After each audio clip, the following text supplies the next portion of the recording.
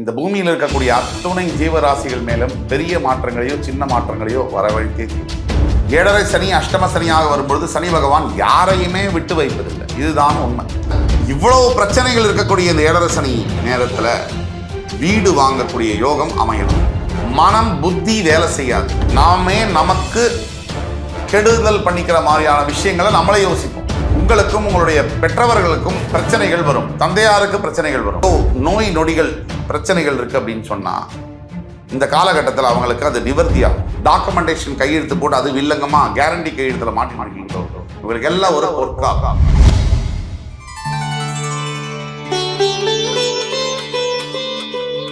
வணக்கம். ஆஸ்ட்ரோவேலின் நல்ல நேரம் நிகழ்ச்சியின் சார்பாக அத்துணை சப்ஸ்கிரைபர்களையும் எல்லா அன்பு உள்ளங்களையும் எனது நண்பர்களையும் வருக வருக என வரவேற்பதில் பெருமகிழ்ச்சி கொள்கிறேன். வக்ரதுண்ட மகாகாய சூரிய கோடி சமப்பிரப அவிக்னம் குருமே தேவ சர்வகாரியேஷு சர்வதா. தென்னாட்டுடைய சிவனே போற்றி, என் நாட்டவர்க்கும் இறைவா போற்றி. நண்பர்களே, இந்த புத்தம் புதிய வீடியோவில் உங்கள் அத்துணை பேரையும் வரவேற்பதில் மிக்க மகிழ்ச்சி கொள்கிறேன். இன்று நம்ம பேச போகிறது குரு வக்ர பயிற்சி பலன்கள் 2024. ஒவ்வொரு கிரகத்துடைய மூமெண்ட் நகர்வுகளும் இந்த பூமியில் இருக்கக்கூடிய அத்துணை ஜீவராசிகள் மேலும் பெரிய மாற்றங்களையோ சின்ன மாற்றங்களையோ வரவழைத்தே தீரும். அந்த வகையில் குரு பகவான் ரிஷபராசியில் ரோகிணி நட்சத்திரத்திலிருந்து சற்று ரொம்ப சீக்கிரமே ஷார்ட்லி மிருகசீரிட நட்சத்திரத்துக்கு மூவ் ஆயிடுவார். அங்கே போய் அவர் அக்டோபர் 9, 2024 முதல் பிப்ரவரி 4, 2025 வரை வக்ரகதியில் பிரவேசிப்பார். இந்த நிகழ்வானது 12 ராசிகளுடைய வாழ்க்கையில் எந்தெந்த மாதிரியான மாற்றங்களை கொண்டு வரும் அப்படிங்கிறத பத்தி பார்த்து வரும். அந்த வரிசையில மேஷம் முதல் மகர ராசி வரை ஏற்கனவே பார்த்தோம். இன்னைக்கு நம்ம பார்க்க போறது கும்பராசி. இந்த கும்பராசிக்கு இந்த வீடியோவை எப்படி எடுத்துட்டு போறோம்னு சொன்னா, உங்களுக்கு தெரிஞ்ச நண்பர்கள், உறவினர்கள், ஃபேமிலியில யாராவது ஒருத்தராவது கும்பராசியில் இருந்தா கூட இந்த வீடியோவை தயவு கூர்ந்து அவங்களுக்கு ஃபார்வர்ட் பண்ணுங்க, அவங்கள பார்க்க செய்யுங்க. இந்த வீடியோவானது அவர்களுடைய வாழ்க்கையில் மிகப்பெரிய மாற்றங்களை கொண்டு வரும். இந்த கும்பராசிக்கு இந்த வீடியோவை எப்படி எடுத்துட்டு போறோம்னா, முதல்ல கும்பராசிக்கு என்ன நடந்தது, என்ன நடந்துட்டு இருக்கு, இப்போ இந்த குரு வக்ர பயிற்சியால் எதை எதிர்பார்க்கலாம், எதை எதிர்பார்க்க கூடாது, என்ன தீர்வுகள் அப்படிங்கிறத பத்தி பார்ப்போம். கும்பராசி காலபுருஷனுடைய 11ஆம் வீடு, சனி பகவானுடைய மூலத்திரிகோணஸ்தானம், அவிட்டம், சதயம், போரட்டாதி போன்ற 3 நட்சத்திரங்கள், செவ்வாய், ராகு, குருவுடைய நட்சத்திரங்கள் வரக்கூடிய கும்பராசி. கும்பராசிக்காரர்கள் எப்பவுமே குறைகளை ஊர்ந்து கவனிக்கும் சக்தி உடையவர்கள். இந்த பிரபஞ்சத்தில் இருக்கக்கூடிய எங்க குறை இருந்தாலும் அந்த குறைகள் அவர்களுடைய கண்ணுக்கு ஜூம் லென்ஸ்ல தெரியும். இது இவருங்க மேல இருக்கிற குறை இல்லை, பிறப்புடைய ரகசியம். இந்த கும்பராசிக்காரர்கள் தற்பொழுது ஜென்ம சனியினுடைய ஆதிக்கம், பாதிப்பு, சனி பகவானுடைய சொந்த ஆட்சி வீடு, மூல திரிகோணஸ்தானம், அவங்களுக்கு எப்படி சனி பாதிப்பு ஏற்படுத்துவார் அப்படின்னு கேட்டவங்களுக்கு, சனியை பொறுத்த வரைக்கும் 2 வகையில அவர் வேலை செய்வார். ஒன்று, உங்களோட பிறப்பு ஜாதகத்துல ஒரு வகையில வேலை செய்வார், அதுல அவருடைய நிலைமையை பொறுத்து. ஆனால் கோச்சார ரீதியாக வரும்பொழுது, ஏழரை சனி அஷ்டம சனியாக வரும்பொழுது சனி பகவான் யாரையுமே விட்டு வைப்பதில்லை. இதுதான் உண்மை. யாரையுமே விட்டு வைப்பதில்லை, எல்லோரையும் போட்டி வாட்டி அடைப்பார். அதுதான் சனி பகவானுடைய இது. அப்படிப்பட்ட சனி பகவான் இந்த கும்பராசியில் தற்போது சந்திரிக்கும் போது, மூலத்திரிகோணத்தில் ஆட்சி பெறும் பொழுது உலகம் முழுக்க ஒன்று நடக்கும். நிலம், வீடு, வாகனம் சம்பந்தப்பட்ட விஷயங்கள்ல முன்னேற்றங்கள் வரும். உலகம் முழுக்க தொழிலாளர்கள் முன்னேற்றத்தை காணுவார்கள்.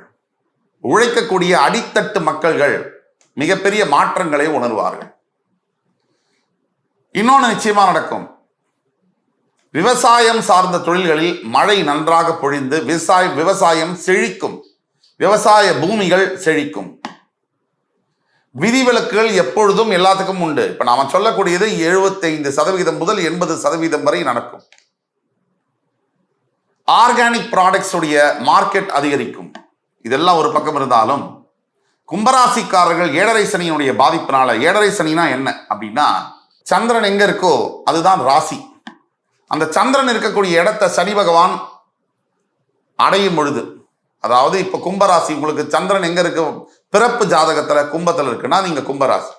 அந்த இடத்த கோச்சார ரீதியான சனி அந்த இடத்த பிடிக்கும் போது அது ஏழரை சனின்னு சொல்றோம். ஏழரை சனியில ஜென்ம சனின்னு சொல்றோம். சந்திரன் இஸ் ஈக்குவல் டு மைண்ட்னு சொல்றோம். நம் மனதிற்கும் சந்திரனுக்கும் நேரடி தொடர்பு உண்டுன்னு சொல்றோம். சந்திரன் அப்படி 2.5 நாள்ல ஒவ்வொரு ராசியை தாண்டி போறாரு.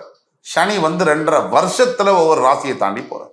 இந்த சந்திரன் வேகமாக மூவ் ஆகக்கூடிய பிளானட். எப்படி மனசு வேகமாக மூவ் ஆகுமோ, நம்ம இருக்கிற இடத்துல டக்குன்னு நம்மளோட எண்ணங்கள் அமெரிக்காவில் என்ன நடக்குதுன்னு யோசிக்க முடியும்.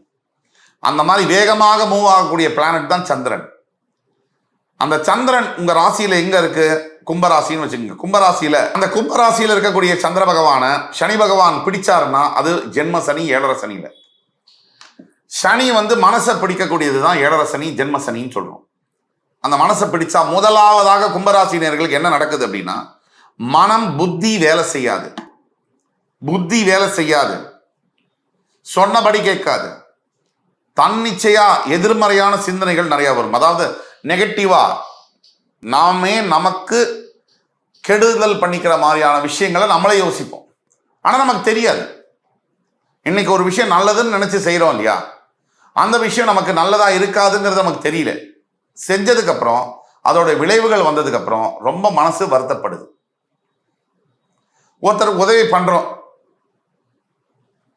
பொதுவா நம்ம எதுக்கு உதவி பண்றோம்? அவங்க நல்லா இருக்கணும், ஏதோ கஷ்டத்துல இருக்காங்க பாவம், நம்ம உதவி பண்ணுவோம்னு பண்றோம். ஆனா உதவியை வாங்கிக்கிட்டு அவங்களே எட்டி நம்ம நெஞ்சு மேல உதைச்சாங்கன்னா அது மனசுக்கு நமக்கு எவ்வளோ அழியாத காயமாக வடுவாக இருக்கு. இப்படி ஒவ்வொரு விஷயமா, அதாவது ஒவ்வொருத்தருக்கு ஜாதகத்துல சனி பகவான் எங்க இருக்காரோ சுய ஜாதகத்துல, அது லக்னத்துல இருந்து சந்திரன் எந்த பாவத்துல இருக்காரோ அந்த பாவம் அடிபடும். இப்ப கும்பராசிக்கு ஒரு வேளையில 6ஆம் இடத்துல சந்திரன் இருக்கு, அதாவது கன்னி ராசின்னு வச்சுக்கோங்க. நீங்க கன்னி லக்னம்னு வச்சுக்கோங்க. உங்களுக்கு 6ஆம் இடத்துல சனி ஆட்சியா இருக்கிறதுனால, அங்க ஏழரை சனி நடக்கிறதுனால கடன், நோய், மறைமுக எதிரிகள் அதிகமாவாங்க. இப்ப நீங்க மேஷ லக்னம்னு வச்சுக்கோங்க. வேலை செய்யற இடத்துல லாபஸ்தானத்துல ஏகப்பட்ட பிரச்சனைகள் வரும். வேலை செய்யற இடத்துல குழப்பங்கள், வேலை இழக்கிறது, இது மாதிரி வரும். நீங்க ரிஷப லக்னமாக இருந்தால் உங்களுக்கு அதே கும்பராசி தான். நீங்க ரிஷப லக்னம், நீங்க கும்பராசின்னு வச்சுக்கோங்க. அப்படியாக இருந்தால் உங்களுடைய வேலை செய்யற இடத்துல வேலை மாற்றங்கள் ஏற்படும். அதாவது வேலை மாற்றங்கள்னா டீப்ரமோட் ஆகுதோ, இல்லை இடம் மாற்றங்கள், உங்களுக்கு பிடிக்காத இடத்துக்கு டிரான்ஸ்ஃபர் ஆகுதோ, இதெல்லாம் நடக்கலாம். இப்போ நீங்க ஒரு மிதுன லக்னம்னு வச்சுக்கோங்க.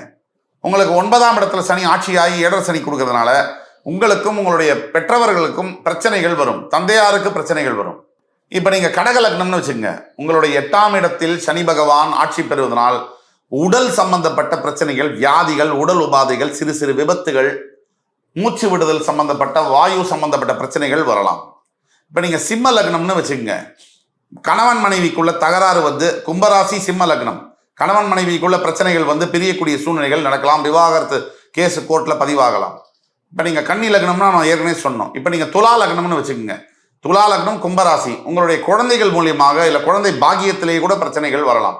இப்ப நீங்க விருச்சிக லக்னம்னு வச்சுக்கோங்க. உங்களுடைய உடல்ல சொல்ல முடியாத சில உபாதைகள் வரலாம். தனுசு லக்னம்னு வச்சுக்கோங்க. நண்பர்கள் மூலியமாக, பிரதர்ஸ் சிஸ்டர்ஸ் மூலியமாக உங்களுக்கு பிரச்சனைகள் வரலாம். அதுவே நீங்க ஒரு மகர லக்னம்னு வச்சுக்கோங்க. பணம் கையில நிக்காத மாதிரி, எவ்வளவு பணம் வந்தாலும் நின்று போகாத மாதிரி பிரச்சனைகள் வர முடியும். கும்ப லக்னம்னு வச்சுட்டா உங்களுடைய சிந்தனைகளிலேயே எதிர்மறையான சிந்தனைகள் மாற்றங்களை கொண்டு வரும். மீன லக்னம்னு வச்சுக்கிட்டா வெளிநாடு சம்பந்தப்பட்ட பிரச்சனைகள் வரும். வெளிநாட்டில் போய் செட்டில் ஆகிறதுக்கு முயற்சி பண்ணும்போது அதுல தடை தாமதங்கள் வரும்.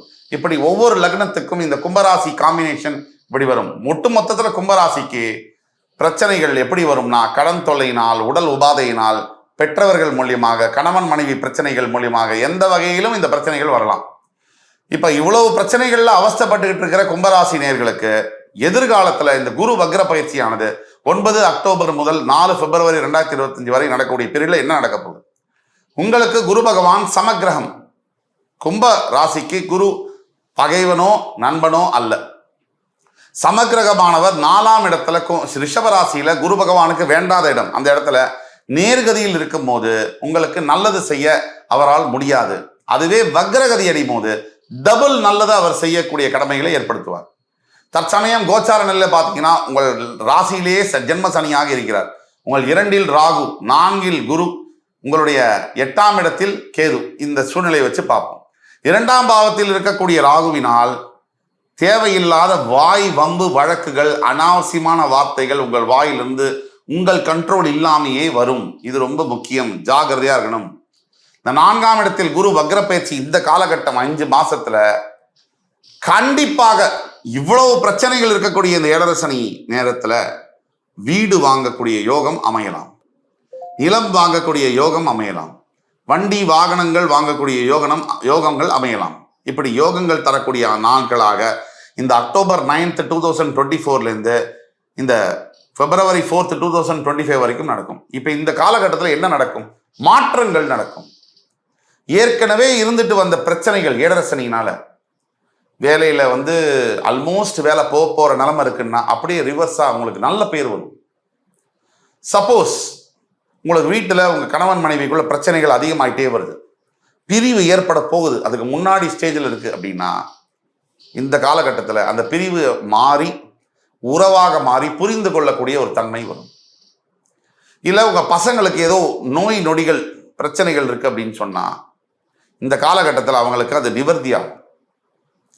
முக்கியமா யார் யார் கும்பராசியில சொத்து சம்பந்தமான வழக்குகள் பெண்டிங்ல இருக்கோ, டாக்குமெண்டேஷன் கையெழுத்து போட்டு அது வில்லங்கமா கேரண்டி கையெழுத்துல மாட்டிட்டு இருக்கீங்களோ, உங்களுக்கு எல்லாம் ஒரு பொற்காலம். இதுதான் நடக்க போகுது இந்த 5 மாச காலத்துல. தீர்வுகள் என்ன? நாம முக்கியமா நம்பர் 1 நம்ம செய்ய வேண்டியது குரு பகவானுடைய காயத்ரி மந்திரம். ஓம் விருஷபத்வஜாய வித்மஹி கிருணிஹஸ்தாய தீமஹி தன்னோ குரு பிரச்சோதயாத். இந்த மந்திரத்தை 21 முறை ஜபம் செய்ய வேண்டும். முடிஞ்சால் தஞ்சை மாவட்டத்தில் இருக்கக்கூடிய குரு பகவானுடைய ஆலங்குடி கஷேத்திரத்துக்கு புதன்கிழமை ராத்திரி தங்கும்படியாக சென்று வியாழக்கிழமை காலையில் அபிஷேகம் செய்து வருவது ரொம்ப நல்லது. மஞ்சள் நிற ஆடையை தானம் செய்வது ரொம்ப நல்லது. எல்லாத்துக்கும் மேல ஏழை பெண் குழந்தைகளுக்கு படிப்புக்கு ஒரு 5000 10,000 1500 உங்களால் எது முடியுமோ அதை மாசம் நீங்க கொடுத்தீங்கன்னா அதை போல ஒரு நல்ல ஒரு விடிவு காலம் கிடைக்க முடியாது. ஆக இந்த தீர்வுகள் நம்ம சொல்றோம், அதை நீங்க தயவு செய்து ஃபாலோ பண்ணி முழுமையான பலன்களை அடைய வேண்டும் என்று கூறி என் உயிரினும் மேலான கும்பராசினியர்களே, மறுபடியும் உங்கள் எல்லோரையும் சந்திக்கும் வரை உங்களிடமிருந்து விடைபெறுவது உங்கள் சுபாஷ் பாலகிருஷ்ணன். நன்றி, வணக்கம், வாழ்க வளமுடன். உங்களை யாரு கேவலமா பேசினாங்களோ, உங்களை யாரு அவமானப்படுத்தினாங்களோ, இவங்க அத்தனை பேருக்கும் நீங்கள் பதில் சொல்ல போகிற காலம் என்பது 9th of October 2024 4th of February 2025 நீங்க பதில சொல்லிட்டு